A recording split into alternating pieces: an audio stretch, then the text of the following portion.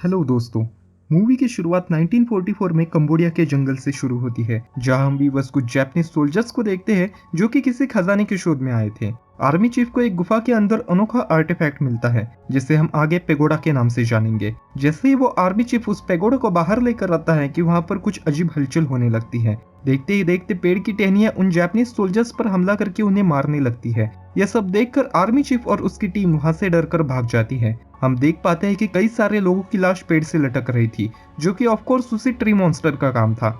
यहाँ पर scene change होकर प्रेजेंट में आता है और हम देखते हैं कि हमारे इस फिल्म का हीरो हियान जिंग एक कैब ड्राइवर है। वो अपने कस्टमर की राह देख ही रहा था कि तभी अचानक उसके ऊपर बहुत सारे गुंडे आकर हमला कर देते हैं। लेकिन हियान अपनी फाइटिंग स्किल्स को यूज करके उन सारे गुंडों की खटिया खड़ी कर देता है। गुंडों को मारकर वो अपने कस्टमर ने दिए हुए डेस्टिनेशन पर जाता है, जहाँ पर उसकी मुलाकात पेंगाओ से होती है। पेंगाओ हियान से कहती है कि मैं गु हुआई शेंग की बेटी हूँ। गु हुआई शेंग उनके बॉस वांग के कहने पर अपनी टीम के साथ किसी चीज की खोज करने कंबोडिया के जंगल में गए थे, लेकिन बदकिस्मती से वो उस जंगल में गुम हो गए और उनका वांग से संपर्क टूट गया। जब पेंगाओ ने गु हुआई शेंग की कॉन्टेक्ट लिस्ट देखी तब उसको उनकी लिस्ट में आपातकालीन स्थिति में हेल्प करने वाले इंसानों में सिर्फ हियान का नाम दिखा। पेंगाओ और उसके बॉस को ऐसा लगता है कि अगर हियान गु हुआई शेंग की लिस्ट में है तो ये जरूर काम का बंदा होगा। इसलिए पेंगाओ और उसका बॉस वांग गु हुआई शेंग और उसकी टीम के सर्च ऑपरेशन में हियान को साथ लेना चाहता था। हियान 2 लाख रुपए के बदले साथ आने के लिए तैयार हो जाता है। चूंकि इस जंगल में जाना खतरे से खाली नहीं था, इसलिए वांग सभी की बीमा पेपर्स पर सिग्नेचर ले लेता है। हियान बैठे बैठे नोटिस करता है कि वांग के हाथों पर किसी तरह के दाग थे। हियान के पूछने पर वांग कहता है कि मुझे कैंसर है, इसी वजह से ये दाग मेरे हाथों पर दिखाई देते हैं। वांग सभी को सर्च ऑपरेशन के बारे में समझाते हुए कहता है हमें एक प्राचीन बुद्धा टेम्पल की खोज करनी है, जिसके लिए गु हुआई शेंग मिशन पर भेजे गए थे। हम गु हुआई शेंग के जीपीएस को फॉलो करते हुए आगे बढ़ेंगे, जिसके जरिए रास्ता जल्दी मिल जाएगा। आगे हम देखते हैं कि वांग अपनी टीम के साथ जंगल के सफर के लिए निकल पड़ता है। जंगल में चलते चलते वांग अपनी टीम को प्राचीन बुद्धा टेम्पल का इतिहास बताता है। एक जगह आकर उन्हें रास्ते में दलदल दिखती है, जिस वजह से हियान उन्हें इस रास्ते से होते हुए सीधे न जाकर घूम कर जाने की सलाह देता है।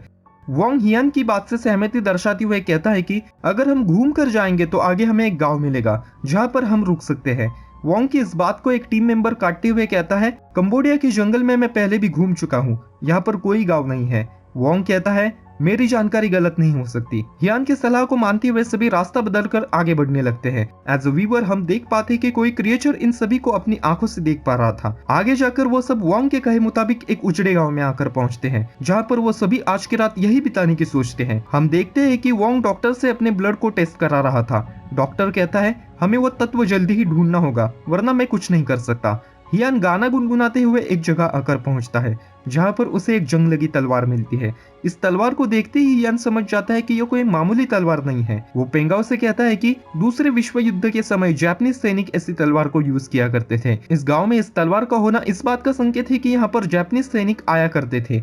इस उजड़े हुए गांव का कोई भी एग्जिस्टेंस किसी भी डॉक्यूमेंट में नहीं है, अगर होगा तो भी किसी पुराने जापान के रिकॉर्ड में होगा। ये बात यहाँ पर इसलिए इम्पोर्टेंट हो जाती है क्योंकि इस गांव के बारे में किसी को भी कोई जानकारी नहीं है, लेकिन वांग को इस गांव के बारे में पहले से ही मालूम था। यहाँ पर नोटिस करने वाली एक और बात है कि वांग एक जापानीज आदमी था। हियान पेंगाओ से कहता है कुछ तो बात है जो वांग हमसे छुपा रहा है। पेंगाओ हियान की बातों को नजरअंदाज कर देती है। अगली सुबह हम देखते हैं कि वांग और उसकी सभी टीम एक बड़े से पेड़ के नीचे आकर रुकती है। दोस्तों ये वही पेड़ है जिसे हमने मूवी के स्टार्टिंग में देखा था। पेड़ के नीचे दिख रही गुफा के अंदर वो सभी लोग एंटर करते हैं। उन्हें वहां पर कुछ अजीब कार्विंग्स भी दिखती है, जिसमें ज्यादातर कार्विंग्स सांप के स्टेचू की थी। आगे जाकर पेंगाओ को घास में कुछ हलचल होती हुई दिखती है, जिस वजह से वो डरकर हड़बड़ाते हुए नीचे गिर जाती है। जब पेंगाओ खुद को संभालते हुए अपनी आंखें खोलकर देखती है तब वो और भी ज्यादा घबरा जाती है, क्योंकि वो एक लाश पर आकर गिरी थी। यहाँ पर 2 लाशें थी जो कि गु हुआई शेंग के टीम मेंबर्स की थी। हियान इन दोनों लाशों को जांच कर कहता है कि इनकी ऊंचाई से गिरने से मौत हुई है, क्योंकि इनकी शरीर की हड्डियां अंदर से टूटी हुई थी, सर की खोपड़ी कुचल गई थी और शरीर पर गहरे घाव के निशान थे। ऐसी भयानक मौत तभी होती है जब कोई इंसान ऊंचाई से गिरकर मारा जाता है, लेकिन एक छोटी सी गुफा में ऊंचाई से गिरने का कोई सवाल ही पैदा नहीं होता। तो यह कैसे संभव है? इसका जवाब इन सभी को जल्द ही मिलने वाला था। एनीवे, ये सभी धीरे धीरे करके आगे बढ़ने लगते हैं। उन्हें रास्ते में एक जगह सांप की खाल पड़ी मिलती है। ये खाल किसी भी आम सांप के मुकाबले 10 गुना ज्यादा बड़ी थी। इस खाल को देखकर हियान समझ जाता है कि यहाँ पर जरूर किसी बड़े अजगर की मौजूदगी होगी। वो सभी को सतर्क रहकर आगे बढ़ने के लिए कहता है। थोड़ा आगे जाने पर उन्हें फिर एक बार घास में हलचल होती हुई दिखती है। देखते ही देखते उनके एक टीम मेंबर को कोई क्रिएचर घास के अंदर खींच लेता है। सभी डरकर यहाँ वहां देखने लग जाते हैं कि उनके सामने एक बड़ा सा पाइथन आ जाता है। इस पाइथन को देखकर सभी का दिमाग एकदम से सुन्न पड़ चुका था।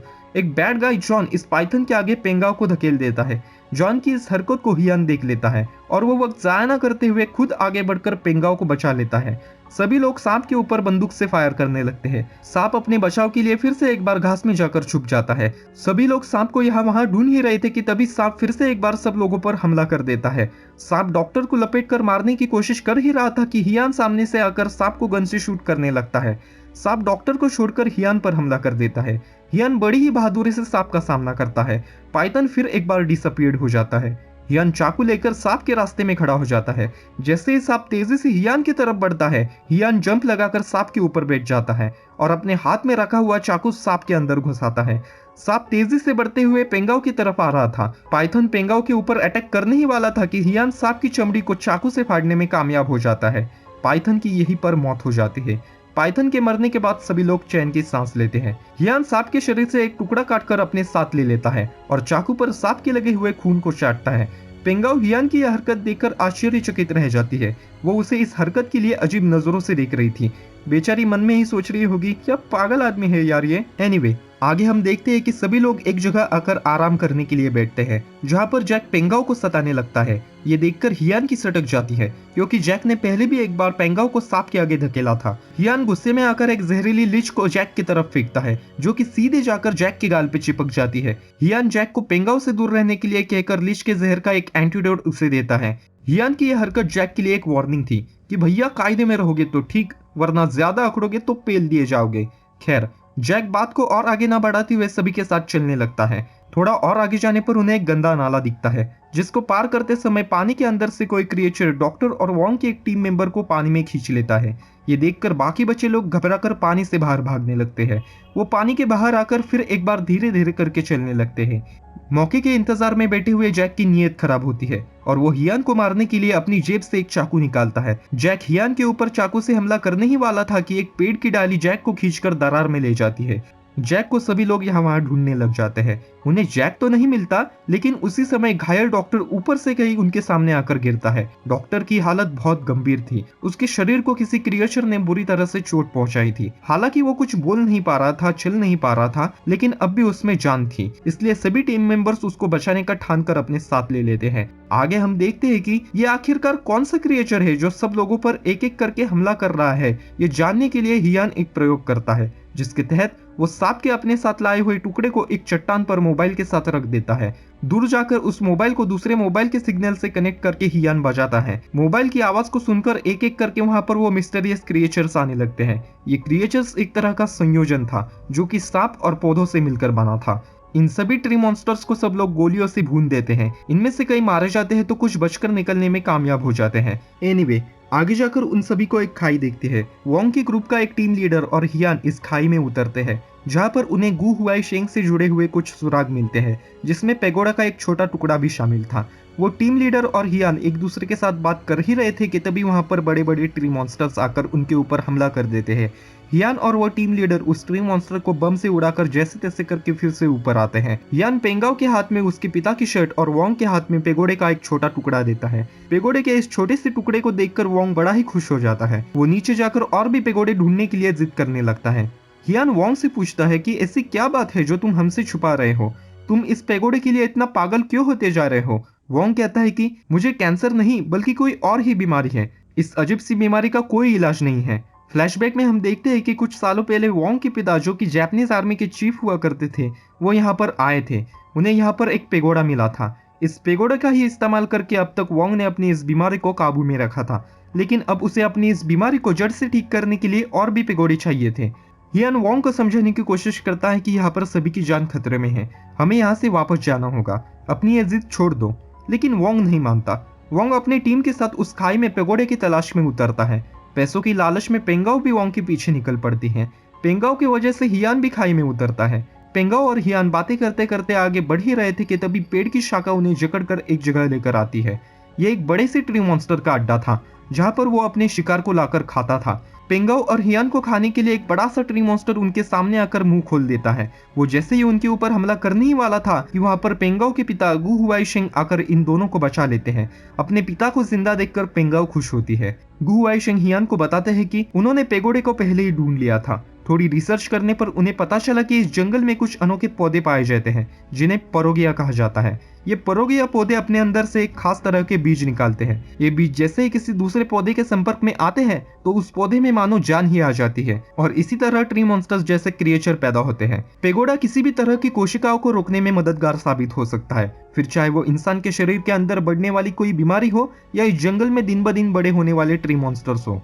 दिक्कत वाली बात यह है कि अगर लॉर्ड बुद्धा की मूर्ति के हाथ में रखा हुआ पेगोडा अगर वहां से हटा दिया जाता है तो परोगिया पहले के मुकाबले 100 गुना ज्यादा बीज छोड़ने लगेगा एंड एज ए रिजल्ट इस जंगल के ट्री मॉन्स्टर्स यहां से निकलकर हजारों मील दूर जाकर तबाही मचा देंगे। ऐसी कोई आपदा ना आए इसलिए पेगोडा इसी जंगल में रहना जरूरी है जो कि परोगिया और ट्री मॉन्स्टर्स को आउट ऑफ कंट्रोल होने से रोकेगा। इधर हम देखते हैं कि वोंग भी अपनी टीम के साथ उसी जगह पर पहुंच जाता है जहां पर पेगोडे रखे हुए थे। वो एक एक करके सारे पेगोडों को लॉर्ड बुद्धा की मूर्ति के हाथों से उठाकर अपने बैग में भर लेता है। जैसे ही पेगोडे बुद्धा के हाथ से उठाए जाते हैं वैसे ही सभी ट्री मॉन्स्टर्स फुल पावर में आकर आउट ऑफ कंट्रोल होकर सभी के ऊपर हमला करने लगते हैं। ट्री मॉन्स्टर्स के इस हमले में सिर्फ वोंग और उसका टीम लीडर छोड़कर सारी टीम के लोग मारे जाते हैं। इधर वोंग के रास्ते में गु हुआईशेंग और पेंगाओ आकर पेगोडा वापस रखने के लिए वोंग को कहते हैं, लेकिन वोंग नहीं मानता। वो गु हुआईशेंग और उसकी बेटी को धक्का देकर वहां से भाग जाता है। इधर हम देखते हैं कि हियान और ट्री मॉन्स्टर्स के बीच एक बड़ी ही एपिक लेवल की फाइट हो रही थी। ट्री मॉन्स्टर्स से लड़ते लड़ते हियान एक जगह आकर गिरता है जहां पर वो देखता है कि यहाँ पर तो साला पूरी की पूरी परोगिया की खेती ही उगी पड़ी है। वो समझ जाता है कि यही वो जड़ है जिस वजह से ट्री मॉन्स्टर्स दिन ब दिन बड़े होते जा रहे हैं। वो उस जगह पर एक टाइम बॉम्ब लगाकर वहां से ऊपर चला आता है। इधर हम देखते हैं कि पेंगाओ और उसके पिता को ट्री मॉन्स्टर्स ने घेर लिया होता है। पेंगाओ को बचाने के लिए उसके पिता खुद सैक्रिफाइस हो जाते हैं। इधर वोंग भागते हुए उसी जगह पर आता है जहां पर गु हुआईशेंग उस ट्री मॉन्स्टर के जरिए मारे जा चुके थे।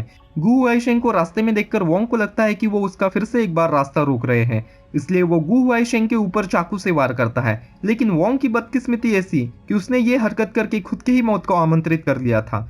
गु हुआईशेंग के इस घाव से ट्री मॉन्स्टर की एक शाखा निकलती है और देखते ही देखते वोंग भी ट्री मॉन्स्टर के द्वारा मारा जाता है। इधर हियान पेंगाओ को साथ लेकर उस गुफा से बाहर निकलने में कामयाब हो जाता है। उनके बाहर आते ही गुफा के अंदर हियान के द्वारा लगाया हुआ बम फट जाता है। यहाँ पर सीन चेंज होता है और हम देखते हैं कि पेंगाओ अपने पिता के ग्रह पर उन्हें श्रद्धांजलि देने के लिए आई थी। हियान गु हुआईशेंग के अंतिम संस्कार पर नहीं आया था। इस बात को लेकर पेंगाओ हियान पर नाराज थी। आगे हम देखते हैं कि हियान इस बात के लिए पेंगाओ से माफी मांगकर फोन कट कर देता है और अपनी गाड़ी स्टार्ट करके फिर एक बार किसी नए एडवेंचर के लिए निकल पड़ता है। इसी के साथ ये फिल्म यहीं पर एंड हो जाती है। जाने से पहले आपको एक फैक्ट बता दूं कि पूरी मूवी में हमने हियान की एक बार भी आंखें नहीं देखी। हमने उसे सिर्फ सनग्लासेस में ही देखा है। हालांकि वो एक बार चश्मा उतारकर अपनी आंखें पेंगाओ को दिखाता है, लेकिन एज अ ऑडियंस हम उन्हें नहीं देख पाते। खैर, इसी तरह की और भी कहानियां सुनने के लिए अभी सब्सक्राइब करिए हमारे चैनल आई विटनेस एक्सप्लेनर को, और हाँ, बाजू में दिख रहा बेल आइकॉन दबाकर उसे ऑल पर सेट करना ना भूले। तो दोस्तों, आज के लिए बस इतना ही। मैं मिलता हूँ आपसे अगली वीडियो में किसी और कहानी के साथ। तब तक के लिए अलविदा।